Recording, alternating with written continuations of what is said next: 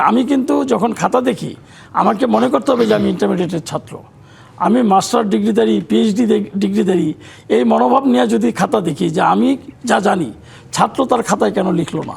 আমাদের শিক্ষকদের ওই লেভেলে থাকা উচিত যে একটা ছাত্র ইন্টারমিডিয়েটের পরীক্ষার মানে ইন্টারমিডিয়েটের ছাত্র, সে তার লেভেলটা কী হওয়া উচিত। সপ্তাহে একই বই, এই বইগুলি থেকে পড়েই তো তারা পরীক্ষায় অংশগ্রহণ করছে। সুতরাং আমাদের যখন ইউনিভার্সিটিতে অ্যাডমিশন টেস্ট আরম্ভ হবে সেখান থেকেই তো হয়তো প্রশ্নগুলি টাচ করবে।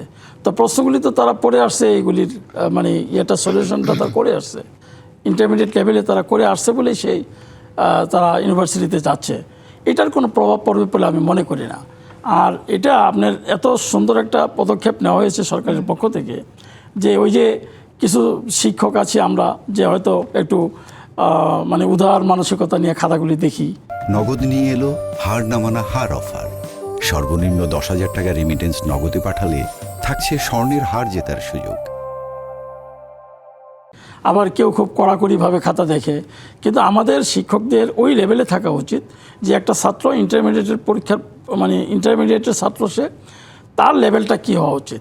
সে তার পক্ষ থেকে, আমি কিন্তু যখন খাতা দেখি আমাকে মনে করতে হবে যে আমি ইন্টারমিডিয়েটের ছাত্র, আমি মাস্টার ডিগ্রিধারী, পিএইচডি ডিগ্রিধারী, এই মনোভাব নিয়ে যদি খাতা দেখি যে আমি যা জানি ছাত্র তার খাতায় কেন লিখলো না, এই মনোভাব থাকলে কিন্তু ছাত্ররা খারাপ করবে।